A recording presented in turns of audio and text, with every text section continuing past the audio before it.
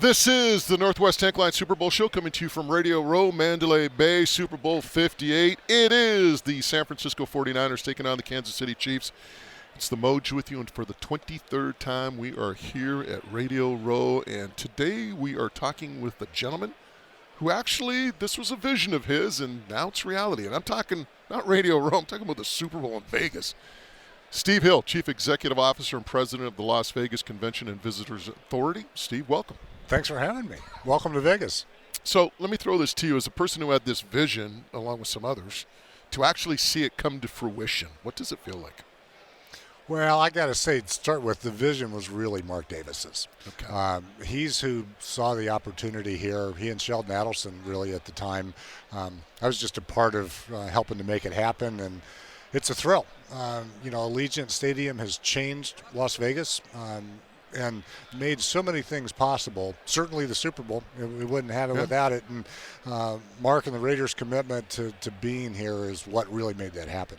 You look at Vegas as a sports city, and of course we'll talk about gambling and how that has all changed, the culture surrounding it or the view surrounding it. But man, Vegas is turning into this amazing sports town. Started with the Golden Knights. You've got the Raiders here now, and in a few years' time, depending on what the mayor says, but I mean, hopefully you get the Oakland A's here moving as well and give them a nice home. But it's amazing to see this transformation of this city that was basically known as a gambling mecca that is now being known as a great sports town. Yeah. Well, and to be fair, it's always been a great sports town. We've been the boxing capital of the world for decades and decades. UFC has been here for over 25 years now. UNLV's been great, but certainly what's happened over the past 8 or 9 years, Bill Foley made the commitment to bring the Knights here and, was met with a bunch of skepticism, frankly. It's hockey in the desert, and is the NHL really going to say yes to Vegas? And he just made it happen. And he did it well enough that he ought to write a textbook and everybody ought to follow it. I mean, it's just been a huge success story.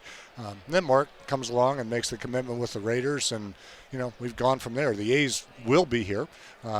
The stadium is in Clark County. It is not in the city of Las Vegas, so the mayor's comments are a little tangential. I remember when they announced the Vegas Golden Knights name. I don't know if you remember the press conference. It was a little bit of a foobar situation.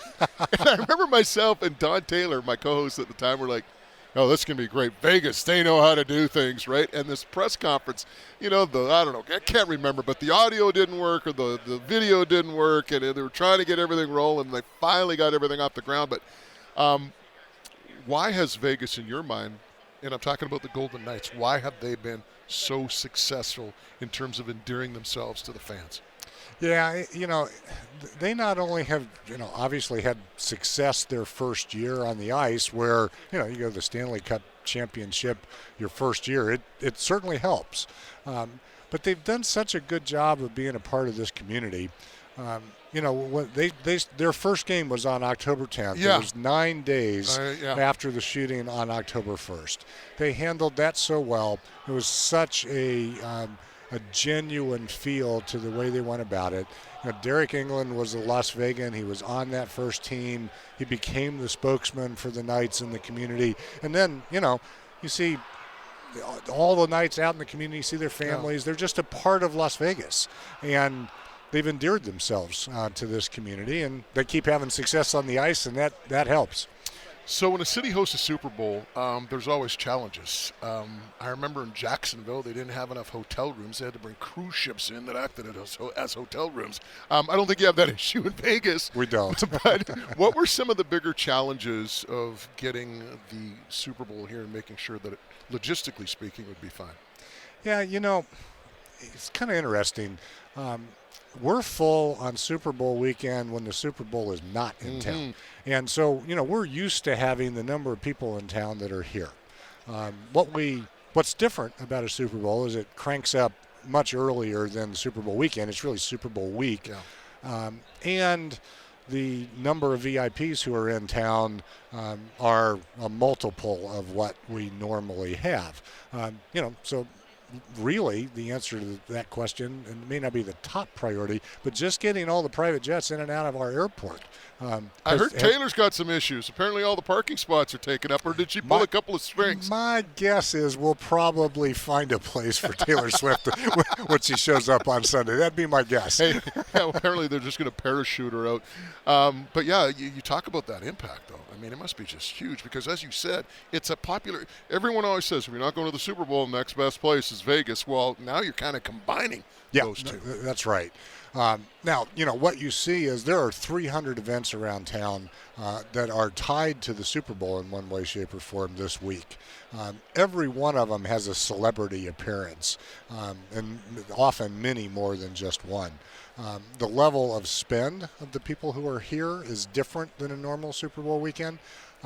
So added visitation during the week, a bigger spend on the weekend. I say this all the time. In a normal NFL game, you're going to have 5,000 or 6,000 VIPs maybe at the game. At a Super Bowl, you're going to have 62,000 VIP, people who feel like they're a VIP. Mm-hmm. This is the only city in the world that has a chance to treat 62,000 people like VIPs at the same time. Well, and let's not kid ourselves. To get into the building, it's a fair chunk of change, right? And yeah. I've always mentioned this. I mean, in Canada with the Grey Cup, it's much more of a blue-collar event. In fact, I wrote a column on it this week for Black Press, and I said the Grey Cup's like your house party, whereas the Super Bowl is like that gala downtown in formal attire that, the ticket's expensive.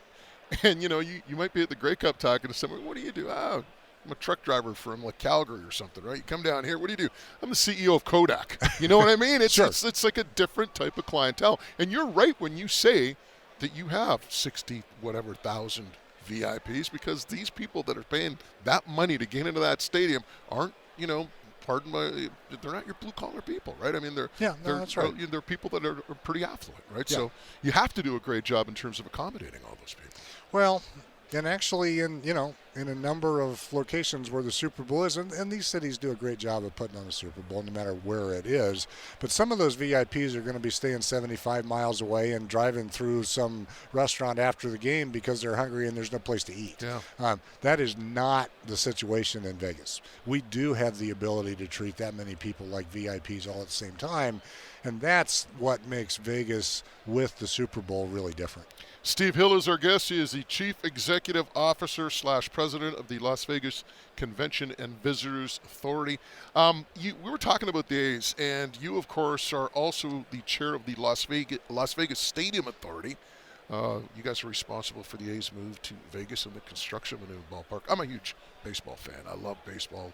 The A's have kind of always been one of my teams, the underdog, low-budget team. But how do you make baseball work in this market? Well, it's interesting here. One, they're going to have a fantastic stadium. It is going to be an iconic location. It's going to be on the corner of Tropicana and Las Vegas Boulevard, where the Tropicana is now. There's not going to be a better place to go to a baseball game in the country. What's really not something folks think about necessarily, but is very helpful for Las Vegas, it is counter-cyclical with the rest of the sports that we have. It's not football, it's not hockey, and the time frames that they play are different for the most part than when the Knights are going all the way to the Stanley Cup, there's going to be a fair amount of overlap. But that's very helpful too.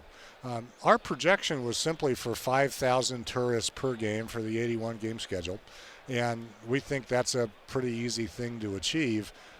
The rest will be locals that are A's fans. We're also just an hour flight away from their current fan base, and that helps too. Yeah, and it's amazing when you talk about fans flying in for games. I know people from Vancouver talk about coming to Golden Knights games. Sure. Or, earlier in the week, I heard reports that the entire strip was full of Edmonton Oilers fans walking around in anticipation of that big game on Tuesday night. If you want to rub it into Edmonton, we could do that for a minute. They were on a roll. We could do that. Yeah, they were actually. Hey, you never know with the playoffs and the way Vancouver's playing this year. We might be back. Oh, we'll be talking. I've had the privilege of running a high-end golf tournament in Vancouver, and the thing is, after that golf tournament is done, like for 3 days, I basically sleep. I'm in a coma, whatever, right?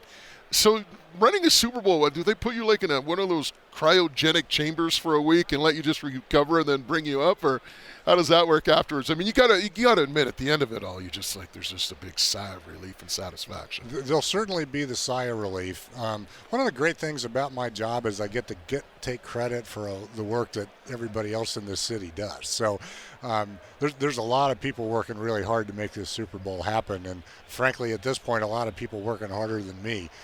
I have time to sit here and talk with you, and they're out there doing the work and making it happen. But this city does it every week. I mean, this is what we do. It's who we are. And while nobody's on vacation this week, the city has turned out to make this happen. We'll turn around next week and do something else big.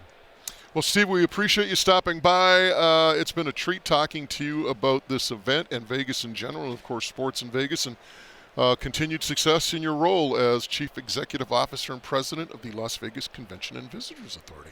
We'll come down for the Western Conference Finals. We'll be happy to welcome you.